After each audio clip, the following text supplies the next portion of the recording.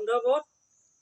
আজি আমি এই ভিডিঅ'ৰ জৰিয়তে হাজাৰ হাজাৰ বছৰ ধৰি ঐতিহাসিকভাৱে ভাৰতবৰ্ষৰ উত্তৰ পূৰ্বাঞ্চললৈকে বসবাস কৰি থকা অসম ৰাজ্যলৈকে বসবাস কৰি থকা বানাই জনগোষ্ঠীক লৈলে একটা মঠ বনোৱা ভিডিঅ' এই ভিডিঅ'ৰ জৰিয়তে দেখুৱাব চেষ্টা কৰা হৈছে।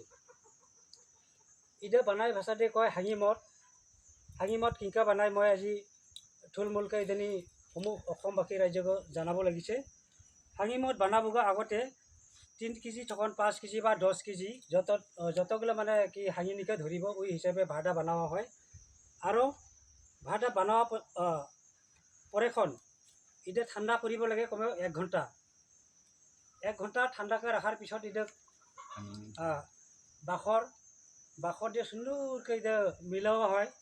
আর এই মিলাওয়া দারুগুলো কয় বাখর। এই বাখরা বিভিন্ন বন পাত গাছলা হিকড়ে ওগুলো সুন্দরকে ঢেকি দিয়ে খুন্দিয়ে বানাওয়া হয়। আর এটা বাখরা কিংকা বানায় যে মানে পিঠাগুড়ি বানিয়ে চাংলি নিকে সুন্দরকে পিঠা নখনা একটা একটা গোটাকে রাখে। তারপরে পিঠা নিচনা বানিয়ে ধান খের বা ঢেকি পাতলাকে পারিয়ে নেওয়া উপর নিকে এই বাখরগুলো বোকা দিব কারণে সাজাওয়া হয়, জাগ দিবগে।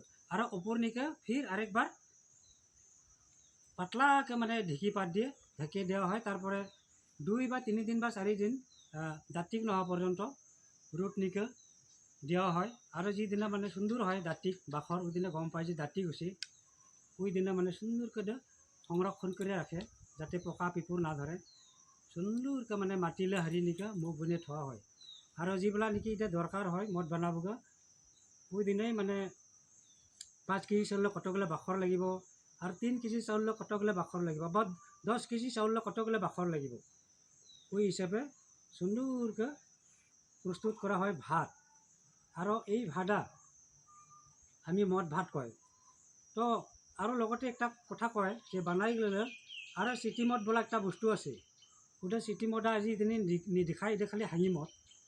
সিটি মঠা মানে হিজনা ধাননা চাউল লাগে সুন্দর করে ওটা হুকিয়া মচন বানাওয়া হয়। আর যেগুলা নাকি দারু বাখরা মাখিয়া মচন পাত্র নিকে ভরাব হাঙি নিকে ওগুলা ভরার লগে লগে মানে পানী সুন্দরকে গালা পর্যন্ত দিয়ে থয় এটাই কয় হাঙি মঠ। আর এই মঠে খাবগে কমেও ঠান্ডা দিন নিকে 10-12 দিন সময় লাগে, কিন্তু গরম দিন নি 6 দিন বা 1 সপ্তাহ ভিতর নিকে খাবগে উপযোগী হয়। আর প্রয়োজন মতে এটা আমি খাই। এটাই হচ্ছে বানাই গেলে হাঙি মঠ আর সিটি মঠ। আর ইয়ার বাহিরেও আরও বানায় আমরা মঠ। আঠিয়া কলা পাকা দিয়ে খুব সুন্দরকে মানে হাঙি মঠ তৈরি করা হয়। এই আঠিয়া কলা পাকা দিয়ে যেটা মানে হাঙি মঠ বানায় এটা জীবন নিকে যদি কাইবা একবার খাইয়া পাছে হয় মানে জিন্দগি ভর মনত থাকে মন নিকে থাকে। মই হুটুতে খাইয়া পাছে উঠাপতি মই এলাও মন না পড়ে। মিঠা বিরাট খুব মিঠা হয়, আঠা মগরি আঠা লেগে যায়। এটা বিশেষ করে মানে আঠিয়া কলা পাকালা যেটা মানে মঠ ওটা জন্মদিন কারণে বানাওয়া হয়।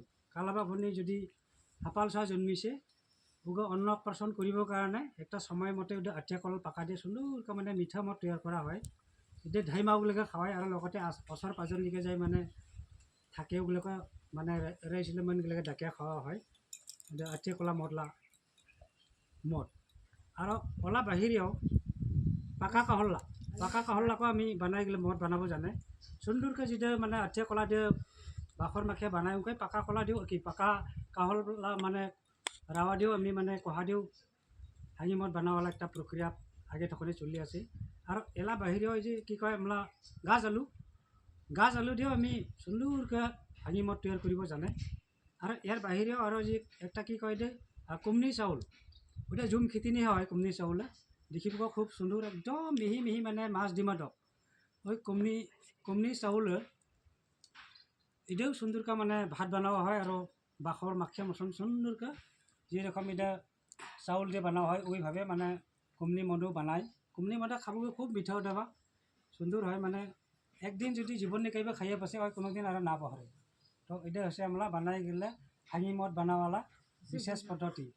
আজি এই মলা ভিডিওরা আমরা বানাই যেতিলে ভিডিওরা এই দৃশ্যরা কাইবা যদি দেখিছে মোবাইল নিকে এই ভিডিওলা জৰিয়তে মই অনুরোধ করে কব লাগছে সবাই যাতে লাইক শেয়ার কমেন্ট করে। আর মই বানাই ভাষা দিয়ে দণ্ডবোধ জানালে হবাকে মানে নমস্কাৰ প্ৰণাম জনালে দণ্ডবোধ।